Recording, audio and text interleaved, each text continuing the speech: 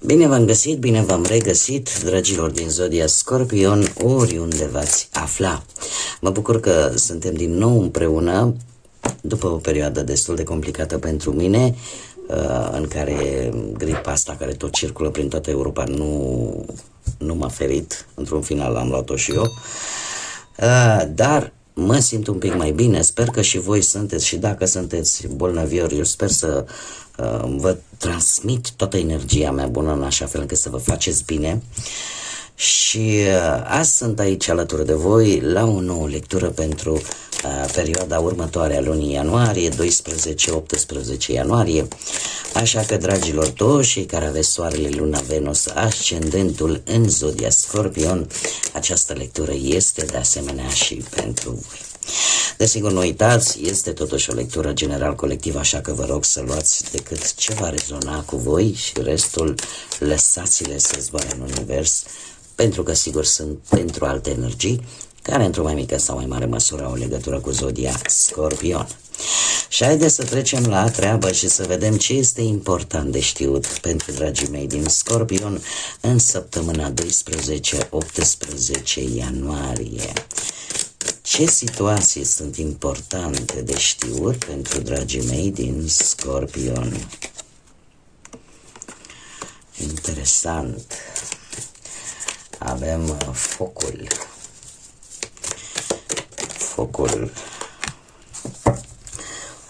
Și reușita, dragilor dragi. Aici vorbim de o reușită, poate e posibil. Dar haideți să o luăm cu începutul, da? Avem numărul 37. Să știți că e o săptămână foarte bună, mai ales pe plan financiar. Pe plan financiar mai ales avem 37, îl avem pe 5, avem 10 sau 1, o reușită în mare parte pe plan financiar pe care o veți avea în această săptămână. Avem, desigur, ca și planete, avem pe Marte și Soarele. Acum, sunteți foarte energici, foarte activi și cu precădere cei care aveți poate și un ascendent în zodii de foc, perbecler sau săgetător, dar nu numai. E vorba de ceva ce o să vă cam iasă. Este într-adevăr nevoie de atitudine, de acțiune, de motivație și s-ar putea să descoperiți maniera cea mai optimă de a înfrunta o anumită provocare, o anumită situație care va cam da bătăi de cap. Sunteți foarte ambițioși, se activează un anumit mecanism de apărare, acel instinct de supraviețuire care vă va ajuta efectiv să reușiți în ceea ce voi vă propuneți. Asta strict referitor, vorbim despre planete. Acum, ori vorbim de cărți, ori un anumit conflict, o anumită situație tensionată se definitivează, se termină și în sfârșit apare și un beneficiu pe care voi o să-l aveți. Focul, dacă vorbim, de exemplu, pe plan profesional, ne vorbește de autoritate.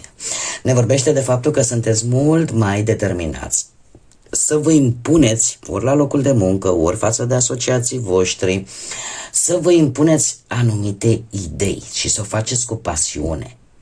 Chiar dacă acest lucru poate crea mici tensiuni la locul de muncă, dar se pare că pentru voi va fi benefic. Și va aduce niște perspective destul de bune din punct de vedere profesional. E posibil, dacă ați avut ceva probleme, tensiuni cu colegii, cu șefii la locul de muncă, se estompează în această săptămână, cumva se liniștesc apele Iar alții, e posibil în urma unui examen, în urma unei competiții cu alții să obțină un post, să obțină ceva important, să reușiți în ceva la nivel profesional. Dacă vorbim de bănuți, așa cum am mai spus, este o săptămână foarte bună pentru voi din punctul ăsta de vedere. Și aș zice că ori administrați mult mai bine bănuții, iar asta o să vă ajute. Asta o să vă ajute să obțineți tot felul de îmbunătățiri pe planul ăsta financiar. Sau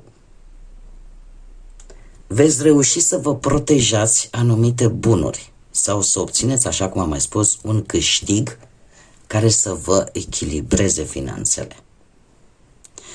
Dar acest câștig cumva vine în urma unei situații stresante, să zicem așa. Unei situații cu care voi v-ați confruntat și care v-a dat niște bătăi de cap. Dacă vorbim de partea sentimentală, atunci aș spune că există într-adevăr foarte multă pasiune. Există de multe ori acea forță care vă cam scapă de sub control. Și aici ar trebui să fiți un pic mai atenți, pentru că lucrul ăsta poate să provoace discuții aprinse, da, dar în același timp poate să provoace și schimbări pasionale foarte arzătoare, așa. Pentru unii dintre voi, cei care sunteți singuri, chiar e de bun augur, pentru că vorbește de o relație foarte pasională în care acolo sar scântei, dar de bine, pasionale. De asemenea, dacă vorbim de succes, de această reușită pe plan sentimental, aș spune că există o liniște, există, și chiar dacă aveți voi mici neînțelegeri, așa poate pe la începutul săptămânii ele se vor aplana, vor dispărea așa ca prin magie. Și asta pe măsură, trebuie să vă spun, asta pe măsură ce avansăm către sfârșitul lui ianuarie. Încă suntem așa un pic prinși, cam toate zodiile sunt prinse, foarte puține nu sunt afectate de aspectele astrologice de data aceasta, dar pe măsură ce va trece, ne apropiem de sfârșitul lui ianuarie, lucrurile încet o să vedeți că se schimbă și chiar aproape magic dispar. Așa că nu e o săptămână rea deloc. Haideți să vedem ce ne spune și tarotul, ce vine pentru dragii mei din Scorpion în săptămâna 12-18 ianuarie. Și avem un cavaler de cupe ca și situație actuală. Energie de apă, cum să nu, la fel ca voi. Acest cavaler de cupe îmi vorbește foarte mult, în primă fază îmi vorbește de mesaj, e un mesaj relaționat foarte mult cu partea asta sentimentală. Reprezintă mesagerul dragostei, cineva îndrăgostit, cineva idealist. E posibil ca unii dintre voi să faceți o propunere sentimentală sau o declarație de dragoste sau să primiți din partea unei alte energii. Cert este că per general, dacă nu vorbim de dragoste și vorbim per general, deciziile pe care voi le veți lua în această săptămână vor fi foarte intuitive și o să vedeți că vor avea și o marjă de reușită foarte mare. E posibil de asemenea pentru unii dintre voi să întâlniți o persoană specială, foarte benefică pentru voi, în găsirea unei soluții la o problemă cu care voi vă confruntați. Dar să știți că lucrurile sunt fluide, ofertele care vin către voi sunt în mișcare. Bun. Da. Să știți că predomină cupele, ceea ce nu este rău. Ne vorbește foarte mult de stări, de emoții, de sentimente. Bun, haideți să luăm fiecare carte în parte și să vedem. Cum am mai spus, acest cavaler de cupe, ca și situație actuală, e posibil să ne vorbească de proiecte care, pe care voi poate le-ați spus deja în practică, la nivel profesional, ele evoluează încet, este adevărat, dar sigur.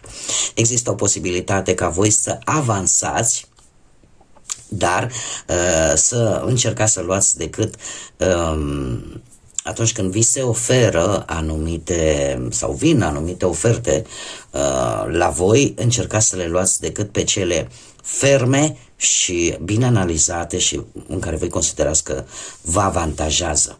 Dacă vorbim de bănuți, energia voastră în această săptămână este aceea că nu vă pierde speranța, chiar dacă știți că poate vă confruntați cu probleme financiare, ele într-un fel sau altul simțiți că se vor rezolva și că lucrurile încep să fie fluide, lucrurile încep să se miște. Dacă vorbim de partea asta amoroasă, așa cum am mai spus, Cavalerul de Cupe este mesagerul dragostei, așa că conexiunile, cel puțin în acest moment, sunt destul de solide, merg către viitor și poate pentru unii dintre voi chiar către o căsătorie la propriu, da, în care lucrurile se legalizează, ca să zic așa, se fac oficiale, iar cei singuri sunt în această energie în care veți fi impresionați poate de cineva într-o manieră care să vă emoționeze, așa, să vă zguduie un pic. Acum, haideți să vedem ce ne spune. Nu putem înțelege prezentul dacă nu știm trecutul recent. Ce se întâmplă în trecutul vostru recent? Avem diavolul cu zodia Capricorn, nu are niciun fel de legătură, nu vreau să vă formați tot felul de prejudecăți pentru că nu este cazul. Eu decât vă spun, ele ca și simbolistică, dar de fapt ce ați învățat voi din trecutul recent? Ați învățat că nu există situație, nu există relație, nu există lucruri în această lume care să vă oblige să înghițiți toate lucrurile negative care vă fac rău. Diavolul, de fapt, este, cum să spun eu, este acea parte mascată care îți dă senzația că, domnule, eu nu pot să ies din relația asta, că, nu știu, poate stai într-o relație de nu știu câți ani de zile și apare obișnuința. Odată ce apare obișnuința, apare și teama, eu ce o să fac? Știți că era o frază renumită în care o persoană stătea foarte mult cu altcineva și la un moment dat nu mai exista nimic care să-i lege. Și exista această întrebare simplă, dar care avea la momentul respectiv o greutate și pe mine cine mă mai ia dacă ies din relația asta? O să rămâneți surprinși. Lucrurile astea mi le-am spus și eu la un moment dat și să știți că s-a găsit chiar cine să mă ia. Deci m-a luat și este bine. Deci, ce ați învățat voi din trecutul recent este, în primul și în primul rând, orice ofertă care vine la voi și care e împachetată frumos și care încearcă să vă ia ochii, trebuie analizată, trebuie privită și din perspectiva literei mici, foarte mici, care nu se vede, a lucrurilor care nu se văd. Poate că experiența din trecutul recent va scos în evidență ideea că poți să ieși din orice situație, poți să ieși din orice viciu, din orice lucru care îți face rău prin voință și prin conștientizarea că ceea ce ție îți face rău în mod repetat nu este bun și că oricând te poți dezlega de acele situații, de acele relații, de acele persoane care îți fac rău. Este un lucru important și acum sunteți deschiși, sunteți pregătiți, da? Să mergeți mai departe. Care este, ca să zic așa, cauza principală a acestei energii cu care voi intrați în această săptămână? Un 7 de cupe, exact ce vă spuneam, acele lucruri frumos poleite, acele planuri, idei, speranțe, dorințe pe care voi le țineți acolo în căpușorul vostru și care v-ați dat seama că ele, fără acțiune, dacă vorbim de idei, de proiecte, de dorințe, deci fără o acțiune, fără o manifestare a lor, rămân decât în faza de proiect și nimic mai mult. Nu se concretizează absolut nimic. Deci, ce îmi spune, care ar fi, de unde provine de fapt situația voastră din acest moment, derivă foarte mult în primul și în primul rând în a vedea exact ce este bun pentru voi și că nu tot ceea ce zboară se și mănâncă sau nu tot ceea ce strălucește e și bun pentru voi.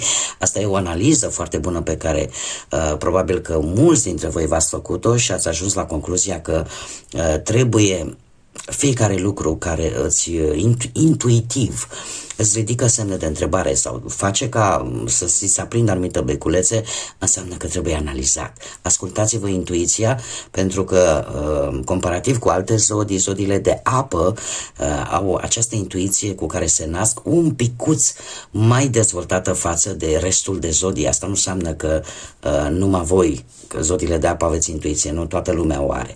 Numai că voi aveți această capacitate de a o dezvolta un pic mai ușor față de ceilalți.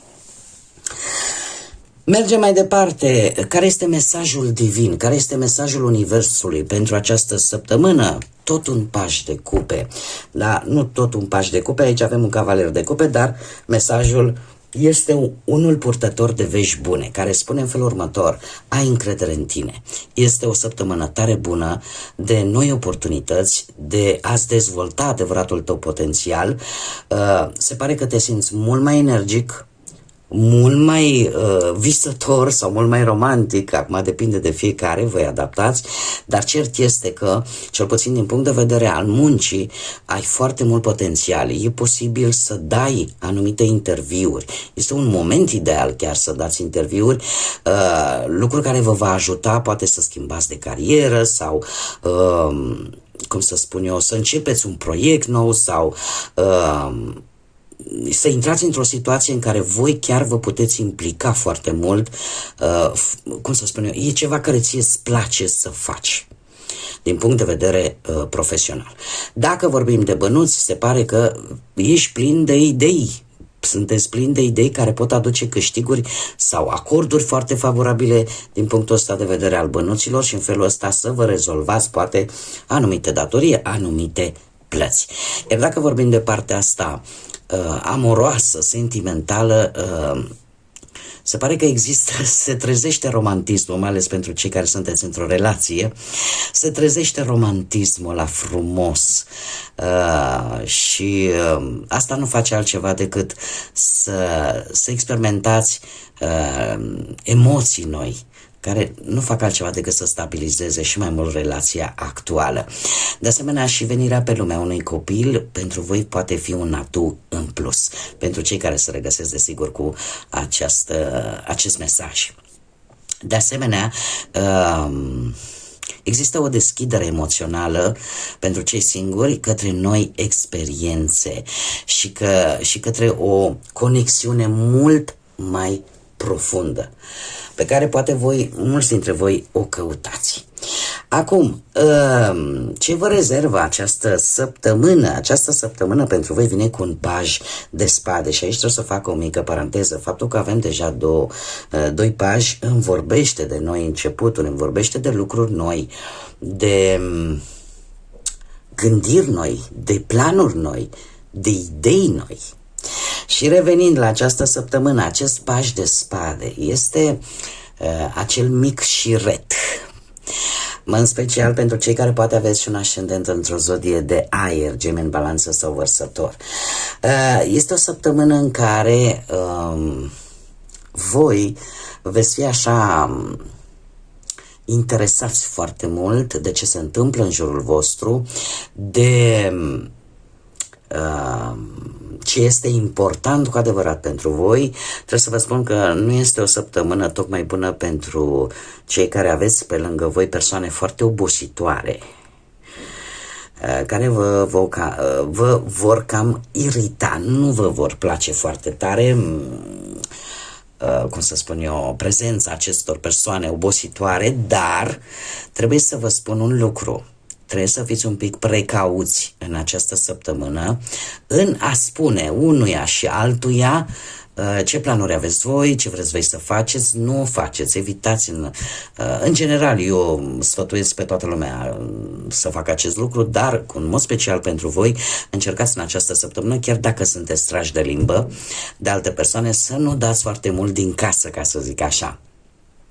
Sunt informații care trebuie să le țineți pentru voi și să nu le înșirați chiar așa la toată lumea. De asemenea, îmi vorbește de un nou început. Ar fi bine să vă canalizați atenția către un anumit aspect și nu să vă înșirați pe mai multe lucruri deodată, pentru că asta este o risipă în primul rând de energie, dar și o risipă de idei, pentru că nu vă puteți focusa strict pe ceea ce pe voi vă interesează.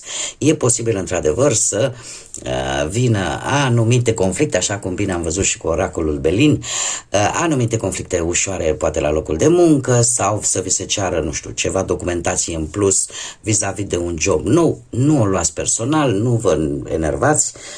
Probabil că așa este politica firmei respective sau așa sunt cerințele din locul respectiv. Dacă vorbim de bănuți, săptămâna vine cu această idee de a nu cheltui inutil. Da? Nu e o săptămână, încercați să nu fiți împrăștiați. Cred că asta este esența acestei săptămâni. Evitați să fiți împrăștiați și să vă canalizați pe mai multe lucruri deodată, așa cum am mai spus. Chiar și dacă aveți multe idei cum să vă rezolvați anumite probleme financiare și nu reușiți să-i dați de cap, cereți părerea unui om care chiar știe cu ce se mănâncă partea asta financiară. Dacă vorbim de partea asta sentimentală, pot apărea într-adevăr anumite mici conflicte, așa cum am văzut și pe partea asta profesională, dar cu un pic de spațiu, cu respect, lucrurile se pot rezolva. Nu este ceva grav, nu este ceva care nu se poate rezolva. Acum, mergem la sfatul cărților sau potențialul pe care voi îl aveți în această săptămână. Și avem un doi de monede. Un doi de monede care îmi spune că să știți că nu e o săptămână în care voi să nu faceți față. Indiferent de ce vă vine, este o săptămână în care voi sunteți conștienți, pot să-i fac cu brio față, nu este ceva imposibil, nu este ceva peste care voi să nu puteți să le rezolvați. Dar, într-adevăr, există necesitatea unui echilibru pe care voi îl resimțiți și asta vorbim de toate aspectele vieții, indiferent că vorbim de muncă, de bani, de dragoste, sănătate, indiferent de ce vorbim. Este indicat, așa cum bine am văzut, fiți mult mai precisi, fiți mult mai atenți pe un anumit lucru, pe o anumită situație și nu vă înșirați pe mai multe activități, chiar dacă știți că le puteți face față. Este o săptămână în care este bine să nu prea faceți speculații în ceea ce privește finanțele, să fiți ponderați, ca să zic așa. Iar așa, per general, și micile probleme care pot apărea, de exemplu, în plan sentimental, ele apar pur și simplu legate de timp. Știi, nu-ți faci timp să vorbești cu mine, să-mi spui, nu știu, ceva frumos. Sau te simt eu că parcă nu mă mai iubești ca până acum. Nu, astea sunt chestii puerile, sunt chestii copilărești peste care veți putea trece, da? Tocmai bazându-vă pe ceea ce este important pentru voi în această săptămână. Dacă pentru voi în această săptămână este importantă relația, canalizați-vă asupra ei. Dacă este importantă partea profesională, canalizați-vă asupra ei. Da? Nu încercați să faceți mai multe lucruri deodată, pentru că poate să iște un pic de haos. Așa, per total, lucrurile se preconizează a fi destul de bune. Haideți să vedem și ce ne spun îngerii, ce mesaj au pentru voi, dragilor din Scorpion, în săptămâna 12-18 ianuarie. Ia să vedem. Oh, și-l avem pe Manachel, care ce ne spune?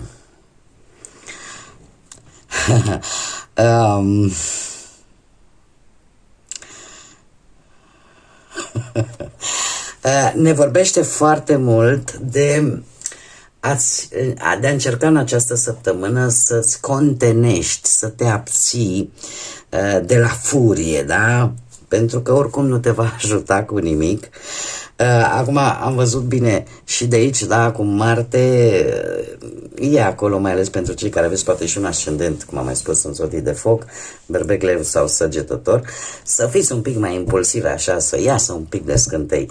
Dar, așa cum spune foarte bine și Manachel, încearcă să-ți contenești această furie, această agitație internă, această impulsivitate și se pare că nu e it's not a big deal anyway, adică oricum nu este ceva de care să te preocupi. Sunt chestii mărunte, dar totuși bine ar fi să vă conteniți această impulsivitate și să nu declanșați din chestii foarte mici dita mai uraganul. Cam acesta este un sfat înțelept, zic eu, pentru această săptămână. Bun, dragii mei, cam atât am avut pentru voi pentru această nouă săptămână din ianuarie. Vă mulțumesc că v-am avut alături și sper că sunteți bine, sper că sunteți sănătoși. Din partea mea, multă sănătate, că e mai bună decât toate și dacă suntem sănătoși, dragilor, facem o grămadă de lucruri. Așa că până data viitoare când ne vom reîntâlni la o nouă lectură, tot binele din lume și, desigur, să fiți iubiți, dragii mei.